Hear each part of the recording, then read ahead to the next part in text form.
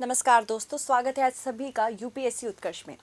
अभी तक हमने जितनी नदियाँ पढ़ी हैं, ज़्यादातर हमने देखा ये पश्चिम से पूर्व की ओर बह रही थी।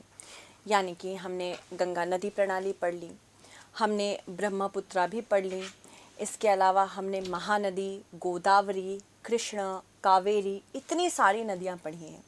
इसके अलावा भी एक ग्रुप ऑफ रिवर्स हैं, इसके अलावा भी नदियों का एक समूह है जो प्रायद्वीपीय भारत में पूर्व से पश्चिम की ओर बह रही हैं।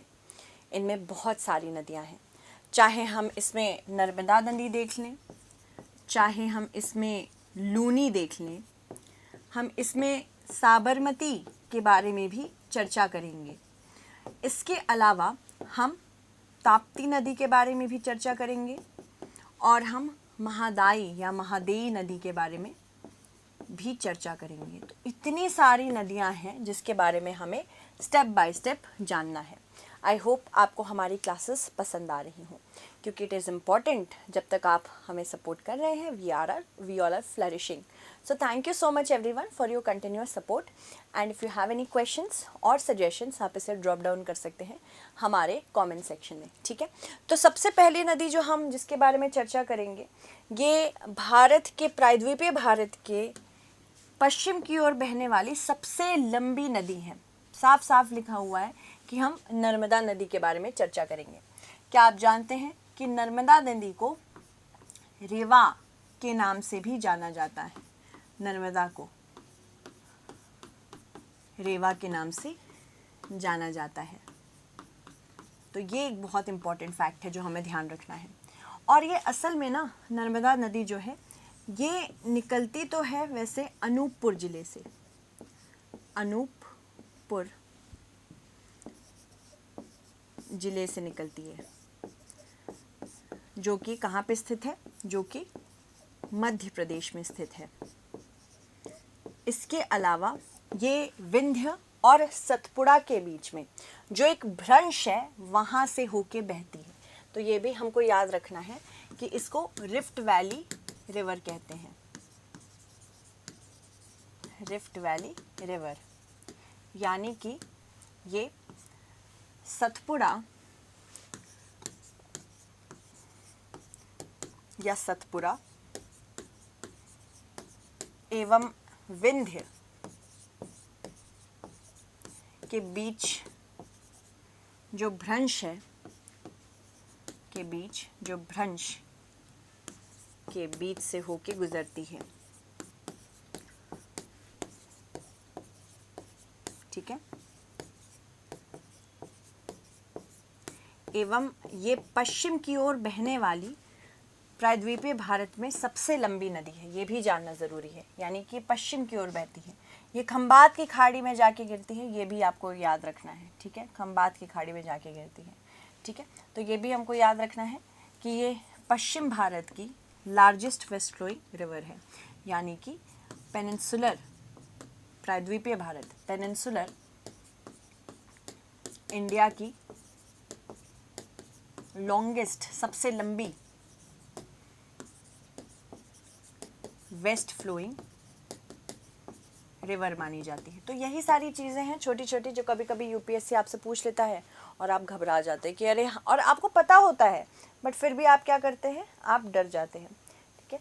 तो ये अमरकंटक के पास से निकलती है, ठीक है। ये भी आपको याद रखना है, अनूपपुर जिले में ही अमरकंटक है, यहाँ पे अमरकंटक के पास से निकलती है, ठीक है। अमरकंटक में मैकाल पहाड़ियाँ हैं ना, मैकाल पहाड़ी, उसी से होके ये उद्गम स्थल इसका असल में हम देखें तो मैकाल पहाड़ियाँ ही हैं इसका असल उद्गम स्थल। तो इसको मत भूल जाइएगा कि कहाँ से निकलती है। इसके अलावा अगर हम बात करें, ये साथ ही साथ रेवा के नाम से तो जानी जाती है, इसका बेसिन भी पूछा जा सकता है कि यानी कि कौन कौन से क्षेत्र हैं जहाँ से ये बह रही है। सबसे पहले मध्य प्रदेश, तो इसका बेसिन है ही। इसके अलावा क्योंकि खंबात की खाड़ी में जाके गिरती है तो गुजरात भी है। तो जहाँ शुरू होती है और जहाँ एंड होती है, बेसिन का क्या मतलब होता है?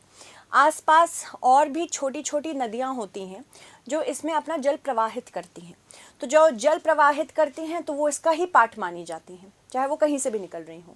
तो जिस भी स्टेट या जिस भी राज्य से ऐसी नदियाँ निकलती हैं वो उसके बेसिन में आ जाती है, तो इसको हमें याद रखना है, ठीक है।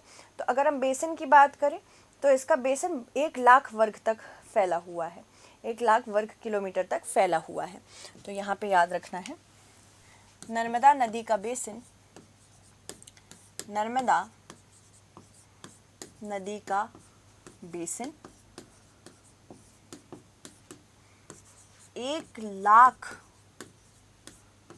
वर्ग किलोमीटर तक फैला है। ऊपर से ये कितने राज्यों के साथ होके गुजर रही है, मतलब किन राज्यों से होके गुजर रही है, एवं बेसिन 4 राज्यों में इसका बेसिन है, 4 राज्यों में बेसिन बनाती है। कौन कौन से राज्य हैं?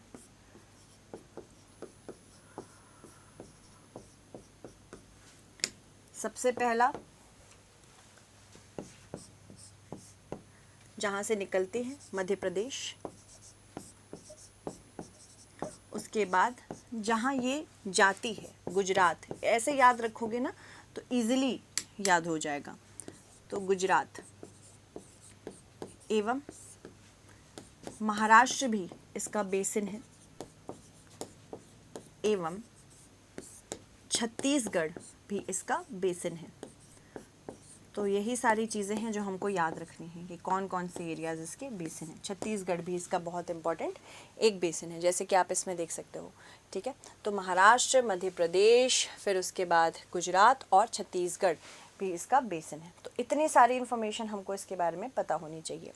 अब क्योंकि मैंने बताया है कि ये प्रायद्वीपीय भारत की सबसे लंबी पश्चिम की ओर बहने वाली नदी है, तो इसकी जो कुल लंबाई है, जहाँ से ये शुरू होती है अनूपपुर ज़िले में अमरकंटक मध्य प्रदेश के महकाल पहाड़ियों से, महकाल पहाड़ी के पास से, तब से जाके अगर गल्फ ऑफ खंबात की खाड़ी में जब ये गिरती है तो इसकी कुल लंबाई 1310 किलोमीटर की है। कुल लंबाई इसकी कितनी है? 1310 किलोमीटर की है। ये बहुत ही फैक्चुअल क्वेश्चंस है, मतलब बहुत ही फैक्चुअल इन्फॉर्मेशन है।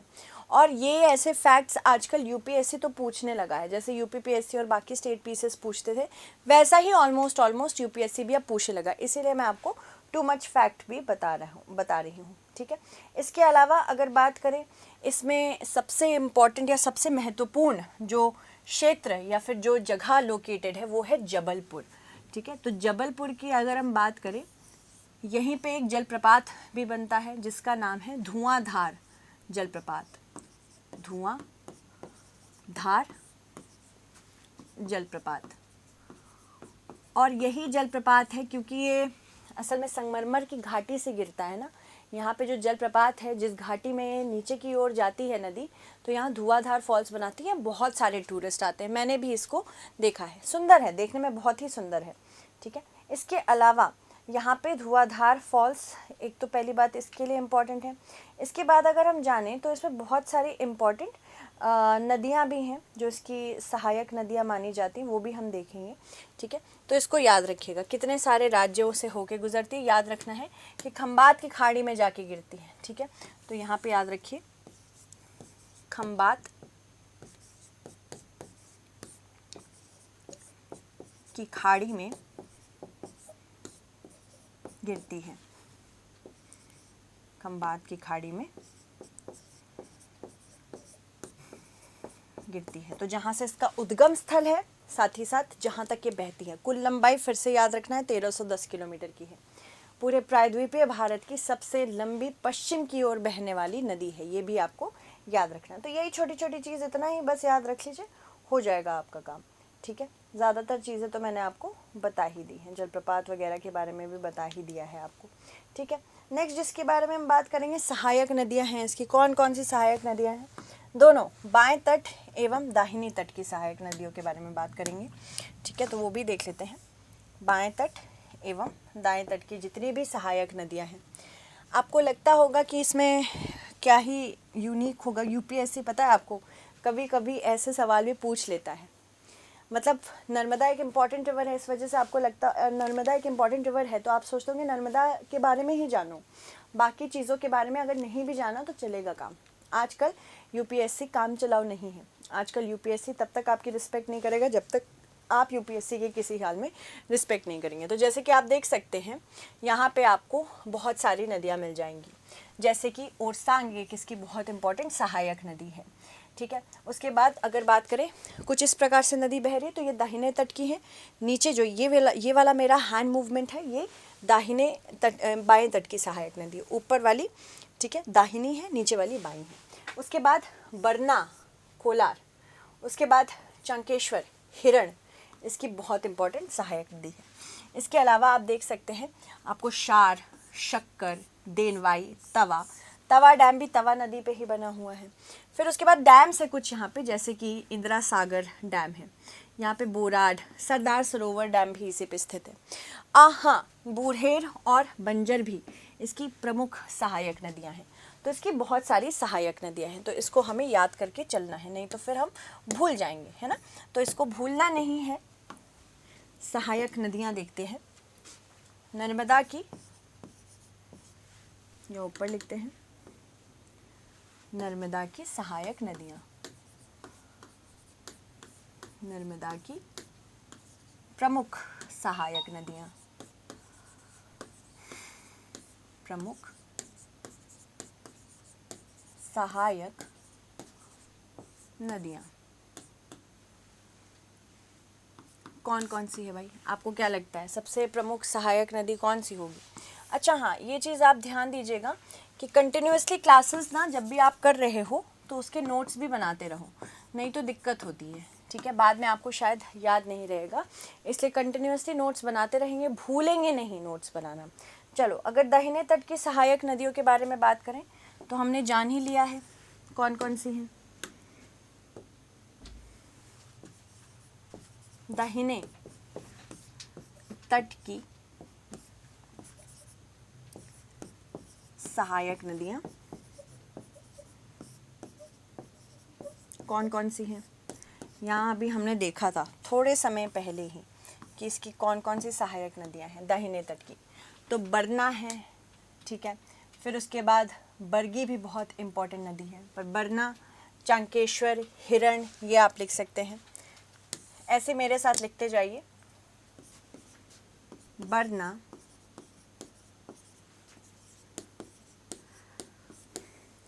हिरण,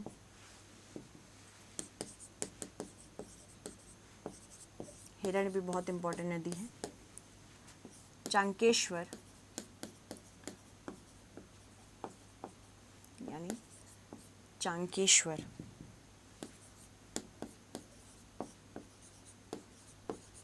ठीक है।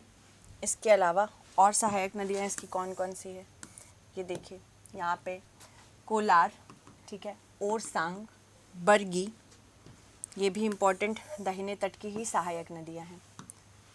कोलार,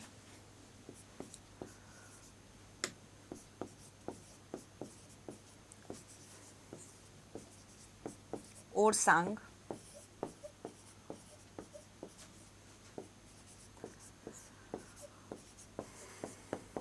बरगी, तो ये सब क्या हैं, ये आपकी दाहिने तट की सहायक नदियाँ हैं। तो अगेन क्वेश्चन आ सकता है, तो हमेशा एकदम छोटी सी छोटी चीज़ पर हम अपना ध्यान रखेंगे। हिरण है, चंकेश्वर हैं, ये सब दाहिने तट की सहायक नदियाँ हैं, तो इसको याद रखना है आपको, ठीक है। इतनी सारी हमारे पास नदियाँ हैं, क्वेश्चन अगर आता भी है डायरेक्ट तो इसका आंसर आप इजीली कर सकते हो, ठीक है। तो ये कुछ इंपॉर्टेंट नदियाँ हैं जो दाहिने तट की हैं। इसी प्रकार से बाएं तट की भी हमारे पास सहायक नदियाँ हैं जो कि बहुत ज़्यादा ज़रूरी है जानना, ठीक है। तो अगर हम दाहिने तट की देख सकते हैं तो इसी तरह हम बाएं तट की भी सहायक नदियाँ देखेंगे। तो बाएं तट की सहायक नदियों में हमारे पास बोरड, तवा, ये सब है, ठीक है, शक्कर, देनवाई, शार, उसके बाद बुढ़नेर, बंजर, ये सब बाएं तट की सहायक नदी है। तो यहीं पे लिख लेते हैं बाएं तट की सहायक नदियाँ।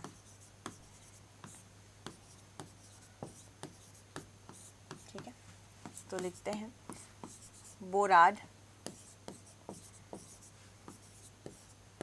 बोराड, एक ये हो गया। दूसरा तवा या तवा नदी, इसलिए लिख दे रहा है ताकि आप लोगों को बाद में या समझ में आए, ऐसा ना हो कि भूल जाएं। देनवाई या देनवाई, शक्कर,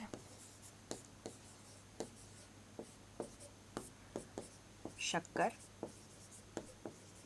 तो ये अलग दो नदियां हैं, इनको याद रखिएगा, देनवाई भी है, शक्कर भी है।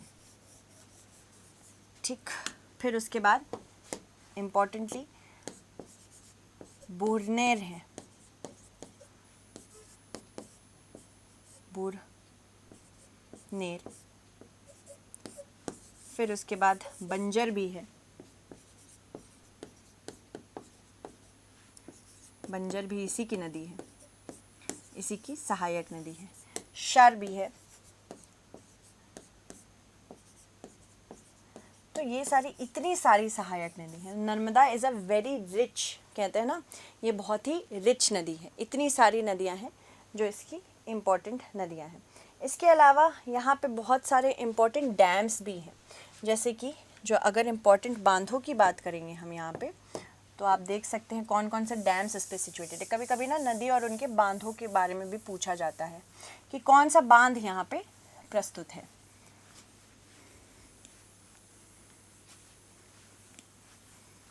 तो आप देखेंगे कि यहाँ पे कौन सा बांध प्रस्तुत है। सबसे पहले आप देख सकते हो कि यहीं पे आपको इंदिरा सागर बांध मिल जाएगा।